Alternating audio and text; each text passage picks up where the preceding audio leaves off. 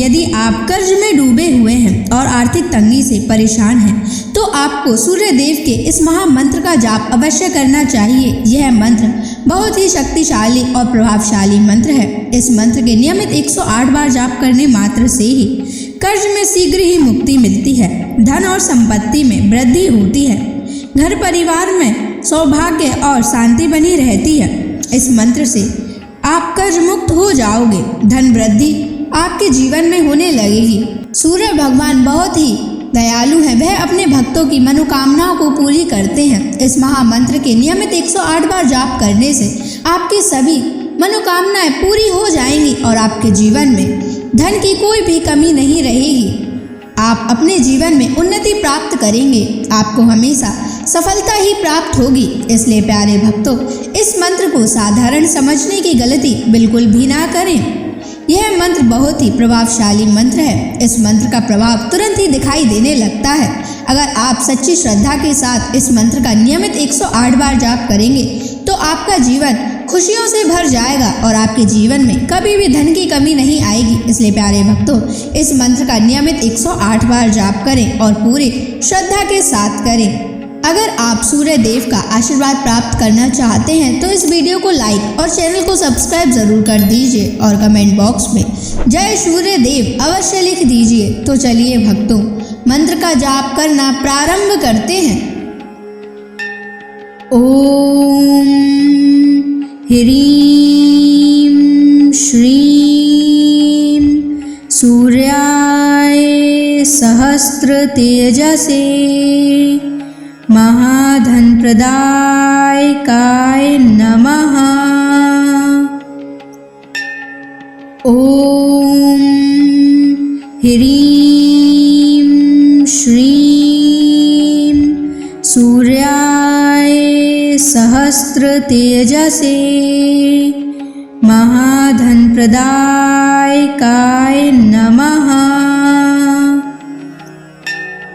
ओम ह्रीं श्रीं सूर्याय सहस्र तेजसे महाधन प्रदायकाय नमः। ओम ह्रीं श्रीं सूर्याय सहस्र तेजसे महाधन प्रदायकाय नमः। ओम ह्रीं श्रीं सूर्याय सहस्र तेजसे महाधन प्रदायकाय नमः। ओम ह्रीं श्रीं सूर्याय सहस्र तेजसे महाधन प्रदायकाय नमः। ओम ह्रीं श्रीं सूर्याय सहस्र तेजसे महाधन प्रदायकाय नमः।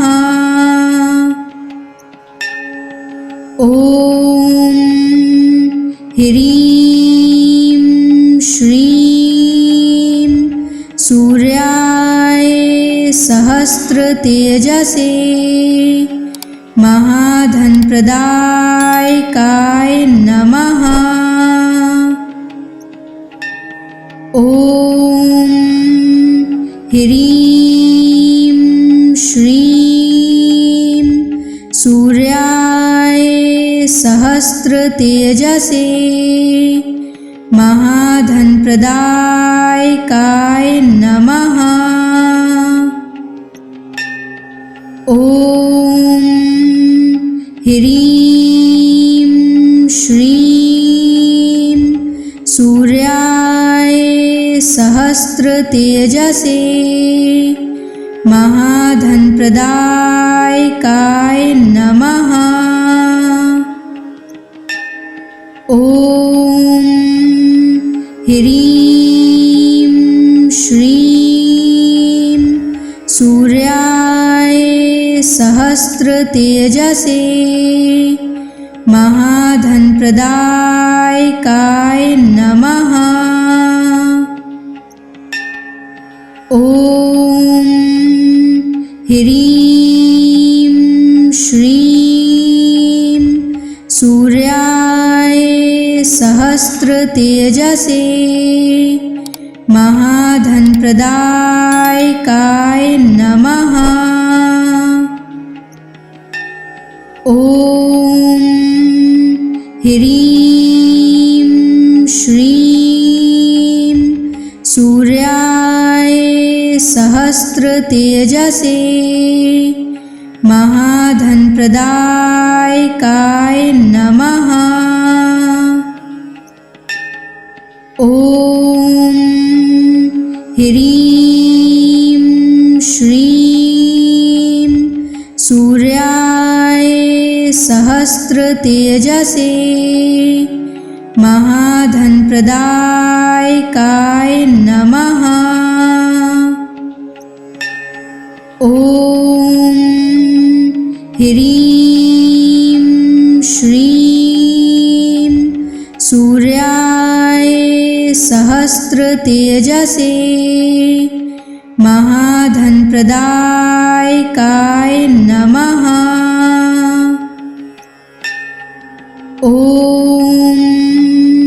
ह्रीं श्रीं सूर्याय सहस्रतेजसे महाधनप्रदायकाय नमः।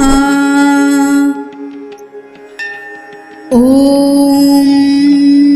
ह्रीं श्रीं सूर्याय सहस्रतेजसे महाधनप्रदायकाय नमः। ॐ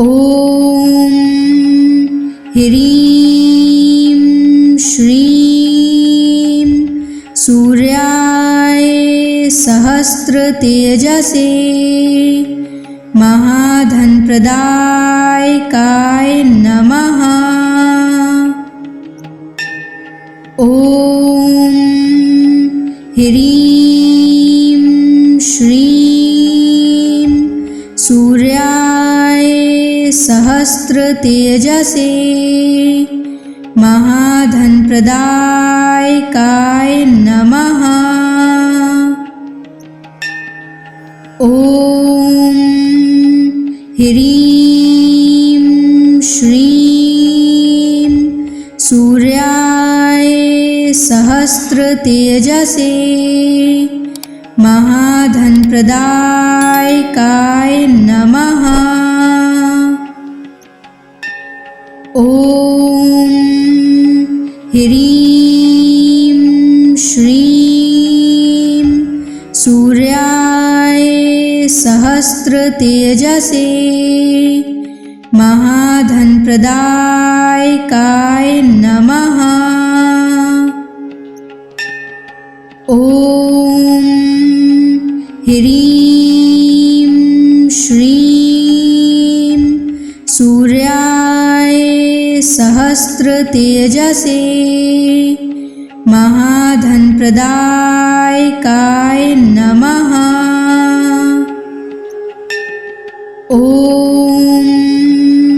ह्रीं श्रीं सूर्याय सहस्रतेजसे महाधनप्रदायकाय नमः। ॐ ह्रीं श्रीं सूर्याय सहस्रतेजसे महाधनप्रदायकाय नमः।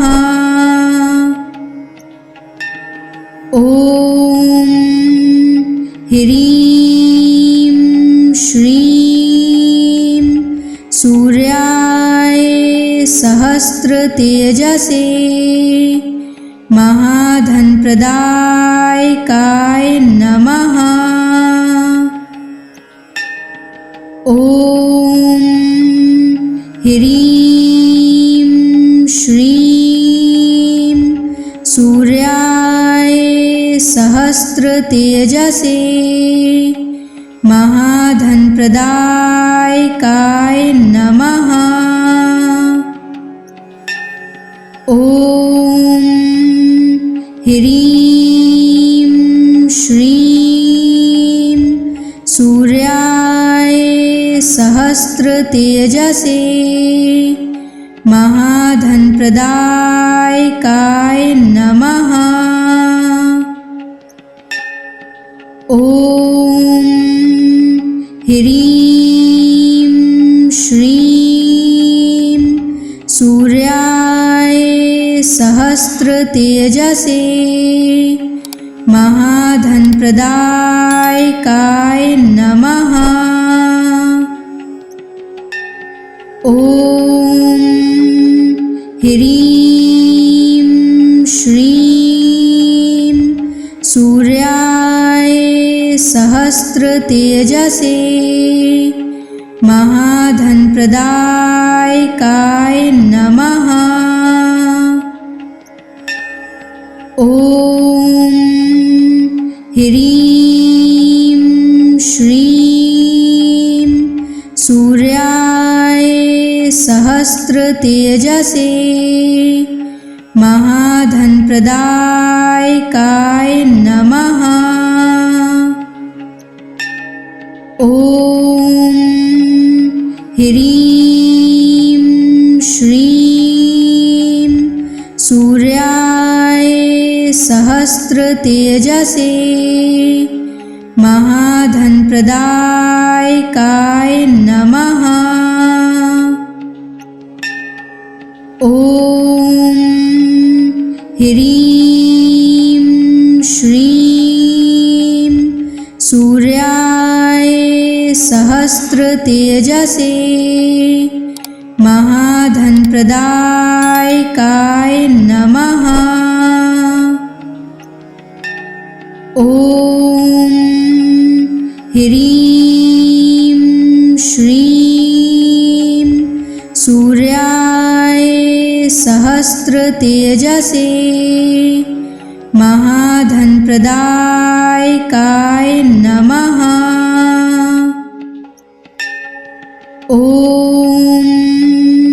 ह्रीं श्रीं सूर्याय सहस्रतेजसे महाधनप्रदायकाय नमः। ॐ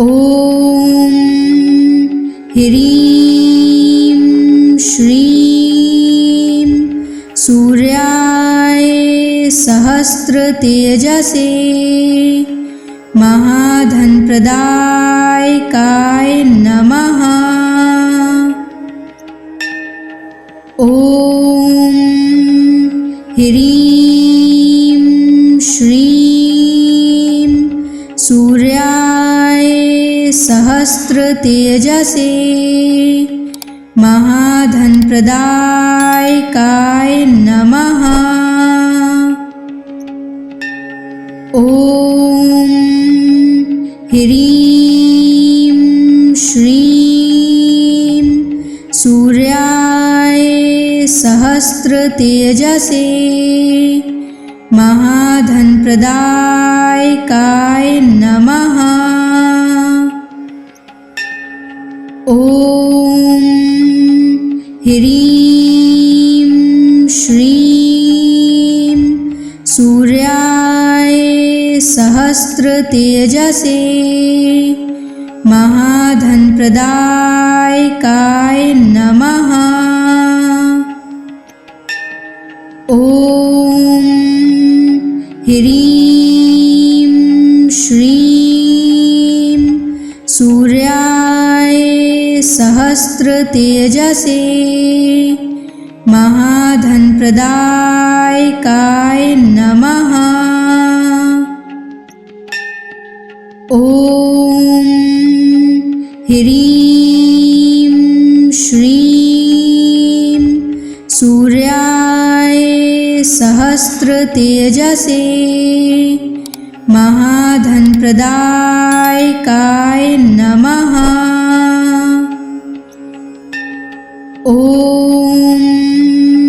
ह्रीं श्रीं सूर्याय सहस्त्रतेजसे महाधनप्रदायकाय नमः। ॐ ह्रीं श्रीं सूर्याय सहस्त्रतेजसे महाधनप्रदायकाय नमः। ॐ ह्रीं श्रीं सूर्याय सहस्त्रतेजसे महाधनप्रदायकाय नमः। ॐ ह्रीं श्रीं सूर्याय सहस्त्रतेजसे महाधनप्रदायकाय नमः। ॐ ह्रीं श्रीं सूर्याय सहस्त्रतेजसे महाधनप्रदायकाय नमः। ॐ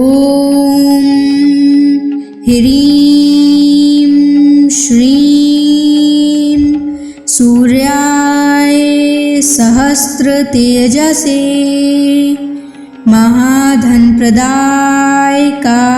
नमः। ॐ ह्रीं श्रीं सूर्याय सहस्त्रतेजसे महाधनप्रदायकाय नमः। ॐ ह्रीं श्रीं सूर्याय सहस्त्रतेजसे महाधनप्रदायकाय नमः। ॐ ह्रीं श्रीं सूर्याय सहस्त्रतेजसे महाधनप्रदायकाय नमः। ॐ ह्रीं श्रीं सूर्याय सहस्त्रतेजसे महाधनप्रदायकाय नमः।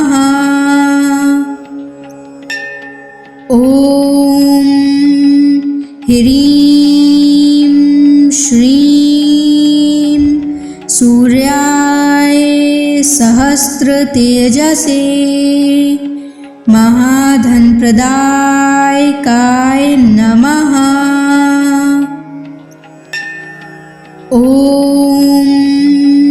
ह्रीं श्रीं सूर्याय सहस्त्रतेजसे महाधनप्रदायकाय नमः। ॐ ह्रीं श्रीं सूर्याय सहस्त्रतेजसे महाधनप्रदायकाय नमः।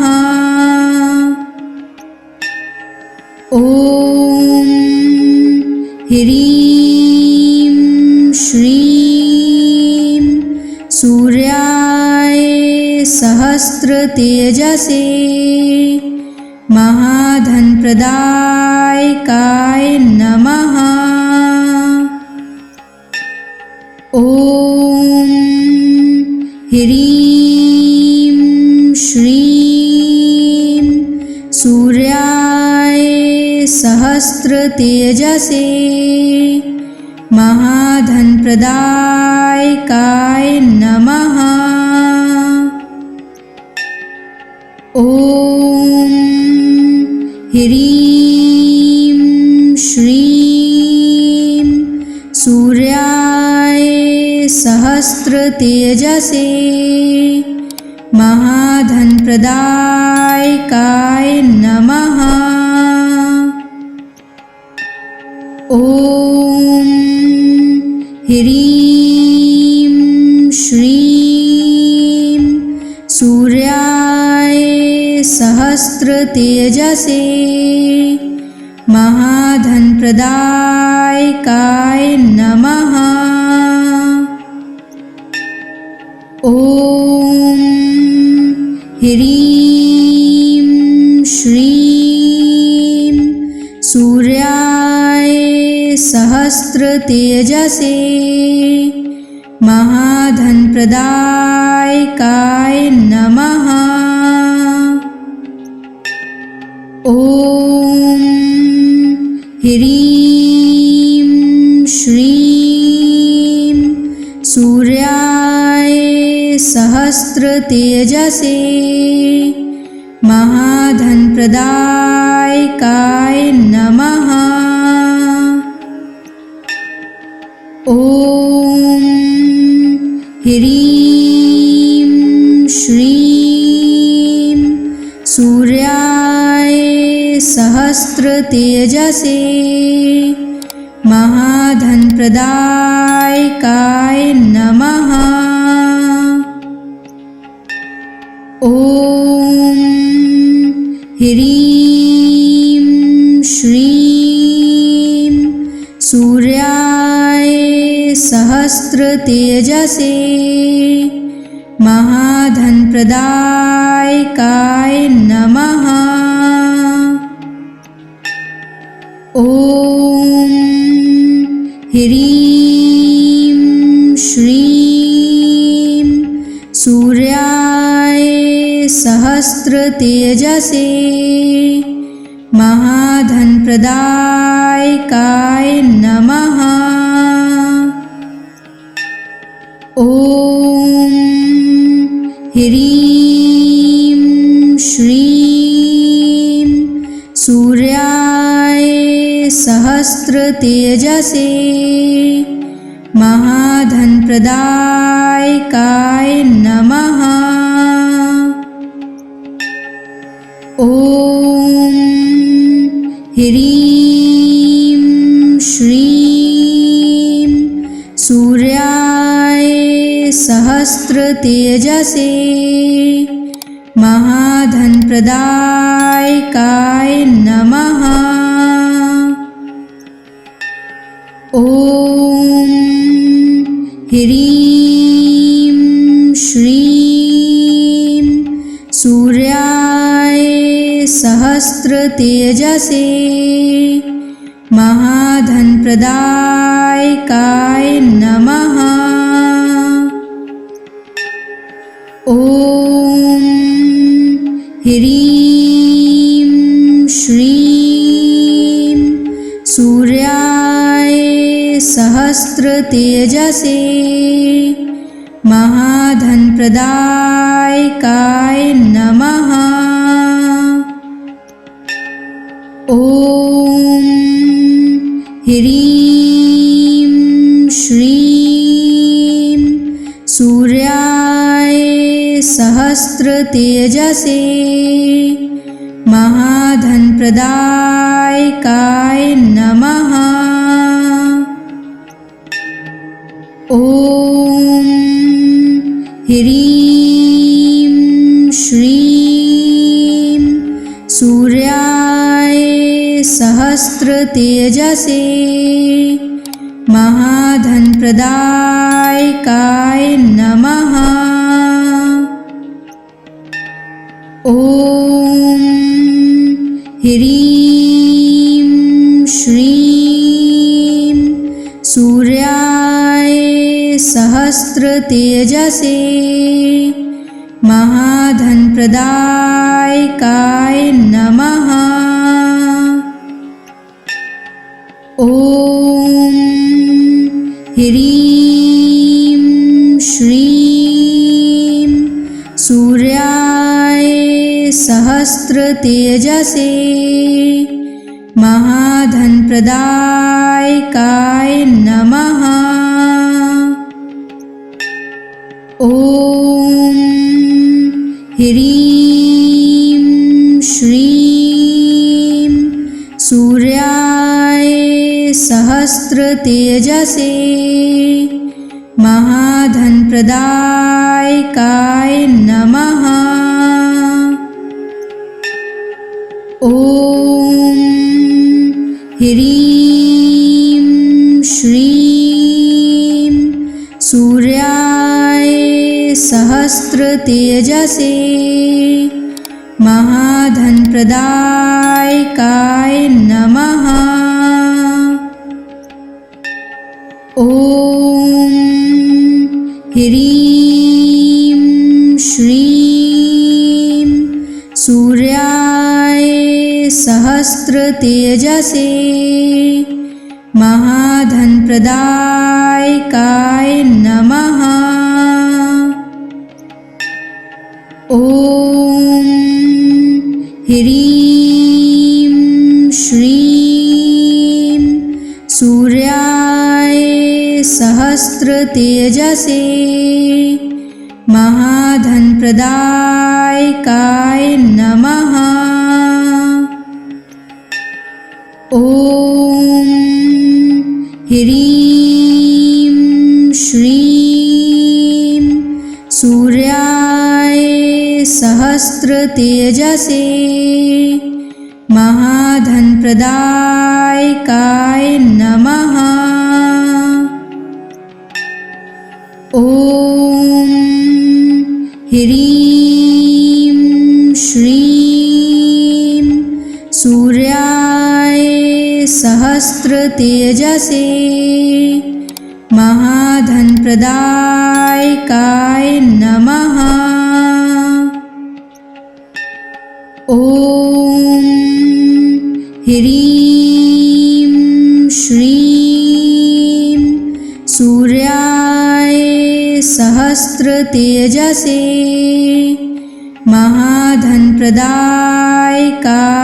नमः। ॐ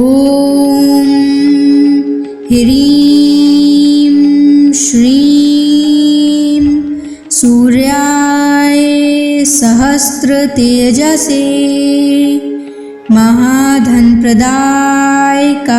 नमः। ॐ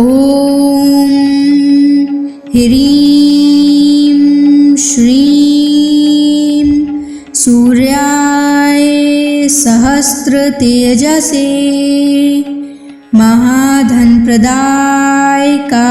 नमः। ॐ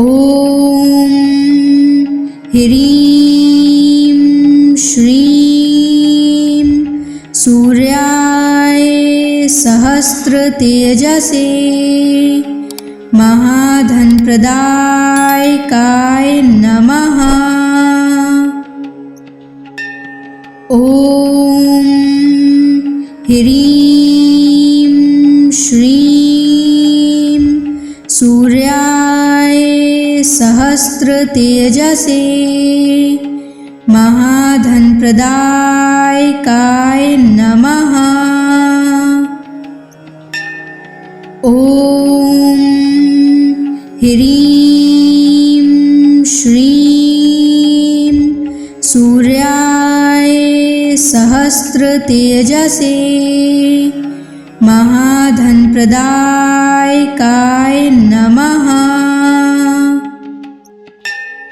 ॐ ह्रीं श्रीं सूर्याय सहस्रतेजसे महाधनप्रदायकाय नमः। ॐ ह्रीं श्रीं सूर्याय सहस्रतेजसे महाधनप्रदायकाय नमः। ॐ ह्रीं श्रीं सूर्याय सहस्रतेजसे महाधनप्रदायकाय नमः। ॐ ह्रीं श्रीं सूर्याय सहस्रतेजसे महाधनप्रदायकाय नमः। ॐ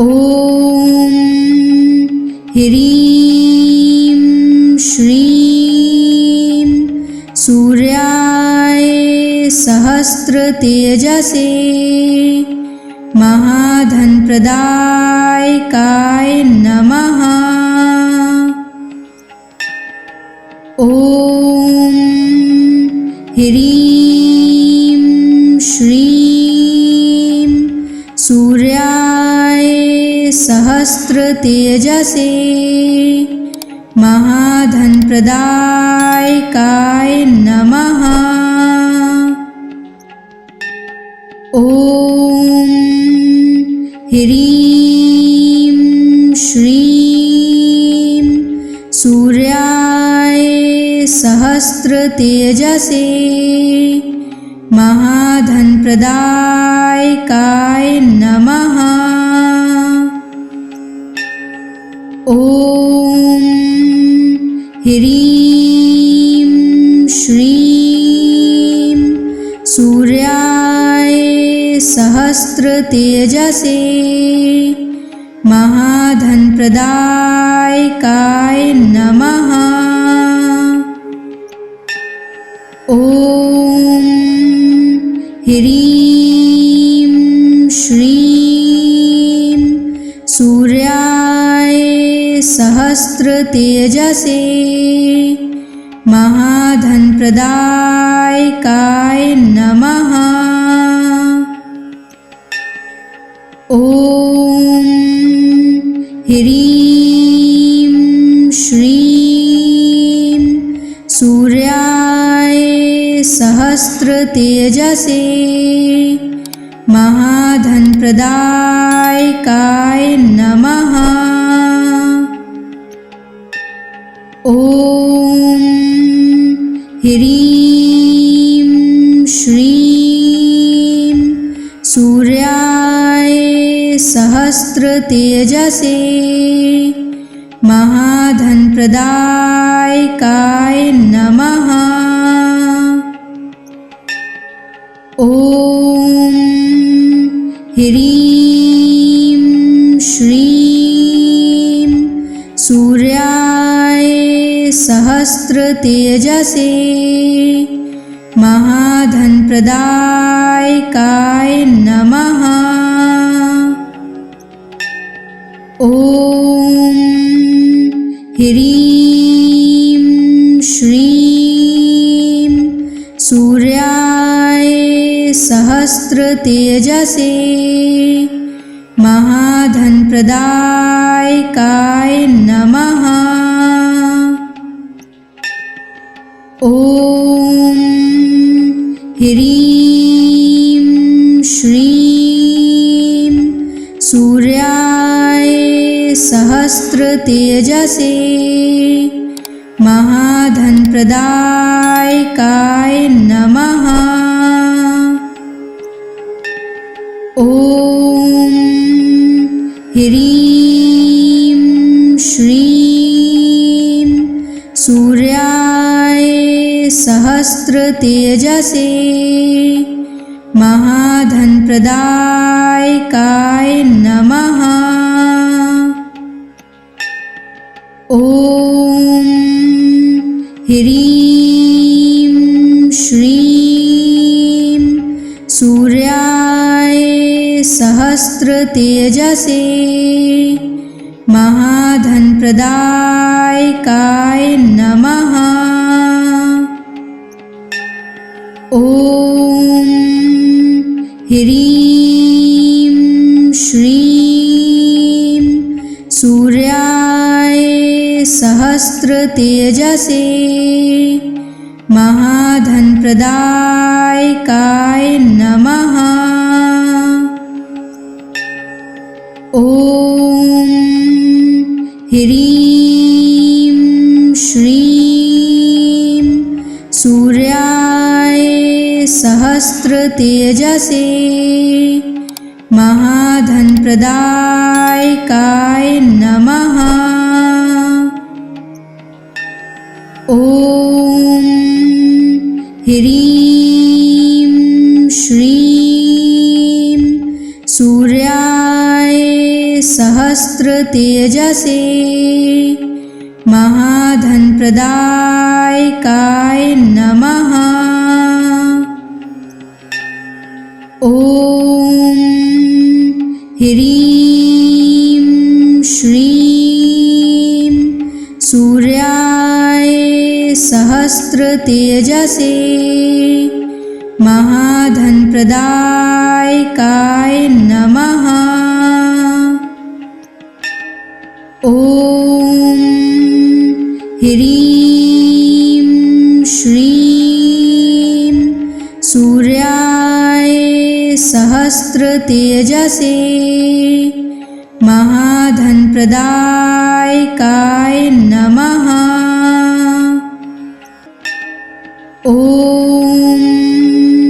ह्रीं श्रीं सूर्याय सहस्रतेजसे महाधनप्रदायकाय नमः। ॐ